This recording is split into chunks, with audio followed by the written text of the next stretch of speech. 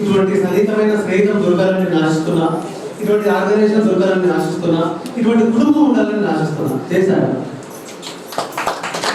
పితాత్వమేవ త్వమేవ బంధుశ్చ సఖా త్వమేవ త్వమేవ విధి త్వమేవ సర్వం మమ దేవ దేవ త్వమేవ సర్వం మమ సాయి దేవా.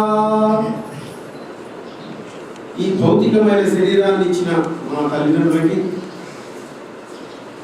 ఈ శరీరంలో నుంచి నడక నేర్పి చక్కని నడక వైపు కొనసాగించిన గురుదేవులు శ్రీ సత్యసాయి బాబా వారి చరణారవిందాలకు అనంత కోటి ప్రణామాలు అర్పిస్తూ, సాయి సంకీర్తనలో పాల్గొన్న ప్రతి ఒక్క సభ్యుడికి, దూర ప్రాంతాల నుంచి వచ్చిన ప్రతి ఒక్కరికి కూడా స్వామి యొక్క దివ్య ఆశీస్సులు అందించాలి.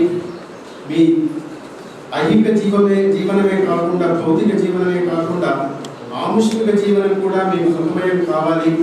అట్లాంటి శక్తి భగవంతుడు ప్రసాదించాలి అని చెప్పేసి మనసారా వాంఛిస్తూ, వెంకటరెడ్డి గారు మాకు ఎట్లాంటి గారంటే, రామాయణ మహామాల రత్నం వల్లే అనిలాత్మజం. ఒక మణి లేకపోతే ఆ పూసలకు అర్థమే లేదు. అందుకే ఆయన మహామాల రత్నం వల్లే అనిలాత్మజం అన్నారు. ఆంజనేయుడు ఆ మణిలో కూడా లేదు. అటువంటి మహోన్నతమైన వ్యక్తిత్వం కలిగిన వెంకటరెడ్డి గారికి, వారి కుటుంబ సభ్యులకి నేను మనసారా కృతజ్ఞత తెలియజేస్తున్నాను. ఒక తల్లి పుట్టపర్తిలో స్వామిని అనుగ్రహిస్తే ఇక్కడ ఉన్న ఈ పార్వతమ్మ గారు ఈ ప్రాంతానికి వెంకటరెడ్డి గారు అందించారు. ఇది నేనేదో ముఖ ప్రస్తుతి కోసం చెప్పడం లేదు. వ్యూహకర్తలు చాలా మంది ఉంటారు, డబ్బులు ఇచ్చేవారు. ఇవ్వలేదల్లా ఏమిటంటే సమయం. అది ఒక సమయం మాత్రం ఎవరని ఇవ్వలేదు. డబ్బు ఇస్తాం, మీరు ఏం కార్యక్రమాలు చేయాలంటే చేసుకోండి, నా పని చెడగొట్టుకుని మాత్రం నీ పనిలోకి రాను, ఈ పనిలోకి రాను, ఈ పని కాదు ఈ పనిలోకి రాను. ఇదేదో అంటరానిది, ముట్టరానిది, తట్టుకోరానిది, దగ్గర రానిది అనే భావన. అది ఎందుకో నాకు అర్థం కాదు.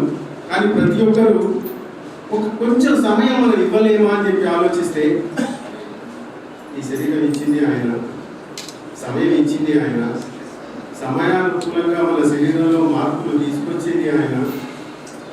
ఇన్ని ఆయన మీద ఆహ్వానిస్తున్నప్పుడు ఆయన కోసం మనం ఒక 5 నిమిషాలు 15 నిమిషాలు ఒక అరగంట సమయం ఇవ్వలేకపోతే ఈ జన్మ ఎందుకు, ఈ శరీరం ఎందుకు అనే భావన కలగమాను.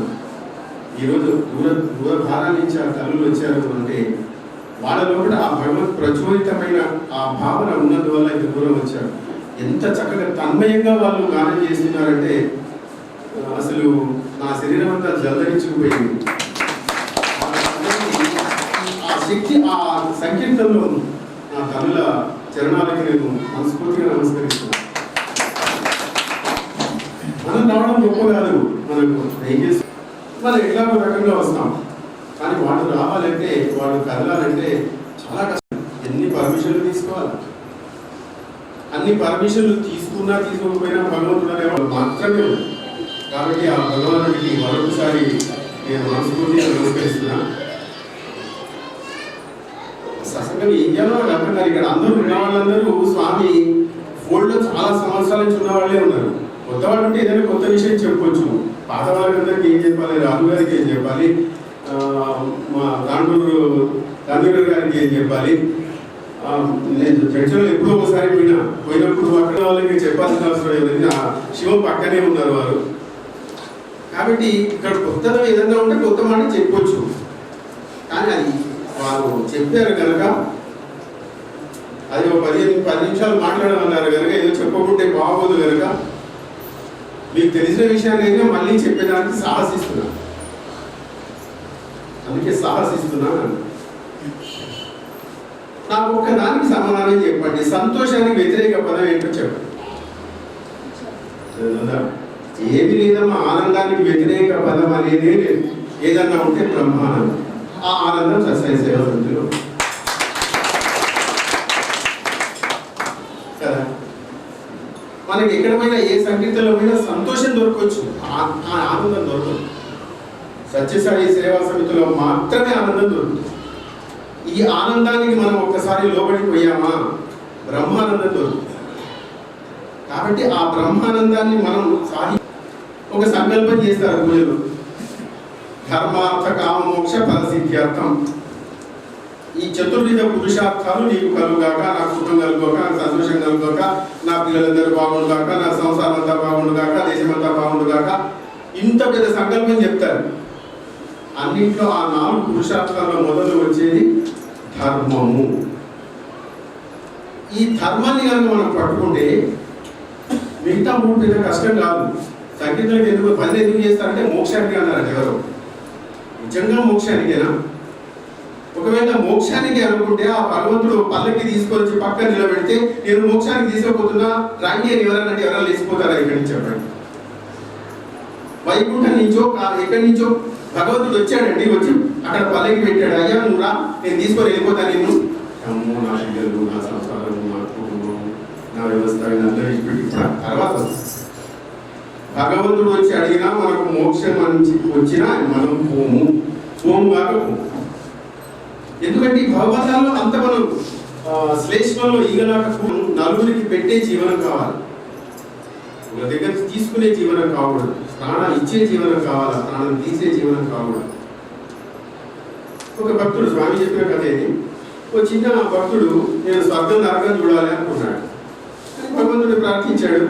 భక్త సులభుడు మీద ఆయన వచ్చాడు. ఏమైనా ఆయనకి ఏం కావాలంటే నేను నరకాన్ని చూడదలుచుకున్నా, స్వర్గాన్ని చూడదలుచుకున్నా, అక్కడ ఎట్లుంటారో చూడదలుచుకున్నా అన్నాడు. సరే నా ఇప్పటి చూపిస్తా అన్నాడు.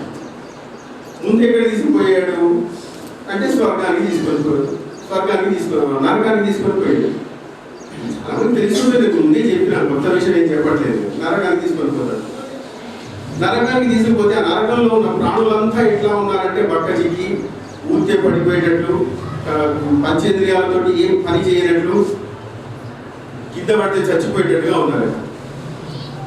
ఇదేమిటి అని చూస్తే అక్కడ అవన్నీ చూసి ఈ వీళ్ళని చూసి పోయినవాడు అన్నాడట, ఇన్ని పదార్థాలు ఉండగా వీళ్ళు ఎందుకు ఇట్లా బక్క చిక్కిపోయినారు అన్నాడు. గంట కొట్టాక వీళ్ళందరూ పోయి కుర్చీల మీద కూర్చున్నారు. కూర్చున్న తర్వాత ఒకరొకరికి ఇంతప్పుడు గరిటెలు ఇచ్చారు. ఈ గరిటెతోనే తినాలి నువ్వు అన్నాడు. ముందరున్నది పదార్థం, వీడి చేతి కింద పొడు గరిటె ఇచ్చారు, ఆ గరిటెతోనే తినాలి అన్నారు. ఆడు పట్టుకొని ఎడో పోతుంది ఎక్కడికి తినాలా, తినలేక వాళ్ళు చచ్చేదానికి రెడీ అయిపోయినారు. ఇప్పుడు స్వర్గం చూపిస్తారా అన్నాడు. స్వర్గానికి తీసుకెళ్ళాడు. అక్కడ సేమ్ ప్రిన్సిపల్, మొత్తం అంత ప్రోటోకాల్ సేమ్. డైనింగ్ హాల్ మీద రకరకాల పదార్థాలు. అక్కడ ఉండే వాళ్ళు మాత్రం ఆనందంగా సంతోషంగా ముఖం మీద కళతోటి ఉన్నారు. ఇదేంటి వీళ్ళు ఇట్లా ఉన్నారు అంటే వాళ్ళు కూడా గంట కొట్టారు, వీళ్ళు కూడా భోజనాలు కూర్చున్నారు. వాళ్ళకు కూడా ఇంత పూర్వం గట్టి ఇచ్చారు. ఇప్పుడు ఈయన వచ్చినోడు చూస్తున్నాడు, వీళ్ళు బాగెట్టున్నారు, వాళ్ళు సావనికెళ్ళ దగ్గర అయినారు. వీళ్ళు ఏం చేశారు, ముందు నుంచి తీసుకొని పక్క వాడికి పెట్టారు.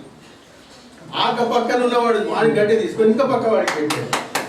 ఆ పక్కన ఉన్న ఆ పక్క వాడికి పెట్టారు. ఇప్పుడు ఏమైంది, అందరూ సుఖంగా ఉన్నారు. మొదలు ఎవరైతే పెట్టాడో వాడికి భగవంతుడు పెట్టాడు. ఇది అనుమానం వస్తుంది నాకు, అందరి పెట్టి ముందు నోటికి ఎవరు పెట్టాలి. ఎందుకంటే మనం ఎప్పుడు అట్లా నెగిటివ్ ఆలోచన చేసుకుంటాం కాబట్టి. దీని నుంచి మనం అర్థం ఏం చేసుకోవాలంటూ కూడా లేదు. స్వామి మనకి ఎన్ని పెట్టలేదయ్యా, ఎన్ని పెట్టలేదు చెప్పండి, ఎన్ని ఇవ్వలేదు చెప్పండి. ఇన్ని ఇచ్చినా ఇంకా ఏదో కొరత, ఇంకా ఏదో ఇవ్వలేదనే బాధ, ఇంకా ఆయన లేడనే బాధ. రాముడు ఉన్నాడా, కృష్ణుడు ఉన్నాడా, ఎవరున్నారు? భౌతికంగా ఎవరు లేకపోయినా రామాయణం లేదా ఇవాళ, మహాభారతం లేదా ఇవాళ? అట్టను పట్టుకుంటే స్వామి కనిపిస్తాడు. ఇంతమంది పట్టుకుంటున్నాం వదిలిపెడుతున్నాం. ఎందుకంటే మన కోరిక తీరటం. ఈ కోరికలనే పెనుభూతం మనల్ని ఎప్పుడు పట్టి పీడిస్తూనే ఉంటుంది. మహాభారత యుద్ధం తర్వాత ఉద్ధవుడు కృష్ణుడిని అడిగాట, కృష్ణ ఏమయ్యా, నువ్వు వాళ్ళకి చాలా కావలసిన వాడివి, మంచి మిత్రుడివి, బంధువువి, ఇంత అయ్యుండి కూడా ధర్మరాజు పాచికలాడుతుంటే ఎందుకు ఆపలేకపోయావు? ద్రౌపది వస్త్రాపరణం జరుగుతుంటే చివరి వరకు ఎందుకు ఆగిపోయావు అంటే కృష్ణుడు అన్నట్ట, ధర్మరాజు జూదం ఆడేటప్పుడు దుర్యోధనుడికి తెలుసు తాను ఆడలేడు, తాను గెలవలేడు అని. అక్కడ శకురుని కూర్చోబెట్టాడు. ధర్మరాజు విచక్షణ లేకుండా నేను ఆడగలుగుతాను అనుకున్నాడు. నన్ను పిలుస్తాడేమో, నేను గుమ్మం దగ్గరనే ఉన్నా, నన్ను పిలవలేదు. ఎక్కడైతే ప్రవేశించిందో అక్కడ భగవంతుడు రాడు. మన కర్మను మనం అనుభవించి తీరాల్సిందే. అందుకే స్వామి దీన్ని ఒక చిన్న కొటేషన్లో చెప్పేశారు, ఐ వాంట్ పీస్. ఈ ఒక్క సెంటెన్స్ని స్వామి ఎట్లా విడదీస్తారంటే, ఐ వాంట్, రెండు తీసేయండి మీకు మిగిలేది పీస్ అని. ప్రశాంతత, శాంతత మీకు ఎక్కడ దొరుకుతుందంటే, ఐ అంటే నేను అహంకారాన్ని తీసేయి, వాంట్ అంటే కోరిక. కానీ అవి తీసేయండి, తప్పకుండా మీకు ప్రశాంతత దొరుకుతుంది అన్నాడు. కానీ అసలు ఈ జన్మదాన్ని 80 లక్షల జీవరాశులు అంటే ఒక మాటనా? ఎక్కడ పోతుంది? ఒక పేషెంట్ చనిపోయేదానికి సిద్ధంగా ఉన్నాడు. ఏ చివరి కోరికని ఇది కోరుకొని డాక్టర్ అడిగాడు. ఎందుకు అంటే, నువ్వు 5 నిమిషాల్లో పోతావు, నీ చివరి కోరిక ఏంటో అడుగు అని అంటే పేషెంట్ అన్నట్ట, ఇంకొక డాక్టర్ అడ్రస్ చెప్పు నాకు. అంటే వాడు చచ్చేదానికి రెడీగా ఉన్నా, సిద్ధంగా ఉన్నా, వాడి కోరిక ఇంకా నేను బతుకుతా, నీ దగ్గర కాకపోతే ఇంకో దగ్గర బతుకుతా నేను. ఎందుకండి శిథిలమైన శరీరాన్ని పెట్టుకొని బ్రతకడం అవసరమా? తర్వాత చాలా ఎందుకు? శిథిలమైన శరీరం ఎన్నాళ్ళు ఉంటుంది? సరే 100 సంవత్సరాలు, take it granted. 120 take it granted. 130 ఎన్నాళ్ళు బతుకుతావు? అప్పుడు నీ శరీరం మీద నీకే ఆశ వస్తుంది. ఇంకెన్ని రోజులు మళ్ళీ ఇంకో బట్ట వేసుకుంటా. కానీ అదే మురికిపోయిన బట్ట నేను అదే వేసుకుంటా, అదే నేను వేసుకొని నా పనికి పోతా, నా కార్యక్రమానికి పోతా అనేది పెట్టి చూసినోడు అవుతాడు. మనకు కూడా చివరి రోజులు గట్టనే అవుతారు మిగతా వాళ్ళంతా. అటువంటి నవ్వుల పాలు కాకుండా ఉండాలంటే భగవంతుడి చరణాలని పట్టుకోవాలి. మృత్యోర్మ అమృతంగా మయ అంటాడు. మృత్యువు కూడా నీకు అమృతంతో సమానం. అటువంటి మృత్యువును ప్రసాదించు అని అడగాలి. విదురుడిని కృష్ణుడు అడిగాట, నీకేం ఏం వరాలు కావాలి కోరుకు అని అంటే విదురుడు అన్నట, నాకు 2 వరాలు ఈ చాలు అన్నాడట. ఏమిటి అవంటే, అనాయాస మరణం వినా దైన్యేన జీవనం. అనాయాసంగా చావు రావాలి నాకు, దైన్యంగా ఎవరి దగ్గర నేను చేయిదాసి బతికే పరిస్థితి నాకు రావు. నా మనసు ఉండేటట్టు ప్రసాదించాలి. అట్లా మనం కూడా కోరుకోవాల్సిన, స్వామి దగ్గరికి వెళ్ళి ఇవే 2 కోరుకోవాలండి. నా పిల్లలకి మెడిసిన్లో సీట్ రావాలి, వాడికి ఇంకా ఏదో ఫారిన్లో ఇది రావాలా, లేకపోతే వాడు 4 అంతస్తులు బిల్డింగ్ కట్టాలి, వీడు 20 అంతస్తులు ఇల్లు కట్టుకోవాలి, నన్ను తీసుకుంటూ వృద్ధాశ్రమంలో వేసుకున్నాలి, ఇవి కోరుకున్నాను నా. దాంట్లో చరణశక్తిని ఇచ్చిన తండ్రి అన్న, మాతృదేవోభవ పితృదేవోభవ ఎక్కడ పోయిందండి ఇప్పుడు? మాతృదేవోభవ పితృదేవోభవ స్వామి ఆర్గనైజేషన్లే వింటాం ఆ మాటలకి, ఎక్కడ వినం. ఎందుకంటే సత్సంగం చేసేవాళ్ళు ఇప్పటికి 80 ఏళ్ళలో 85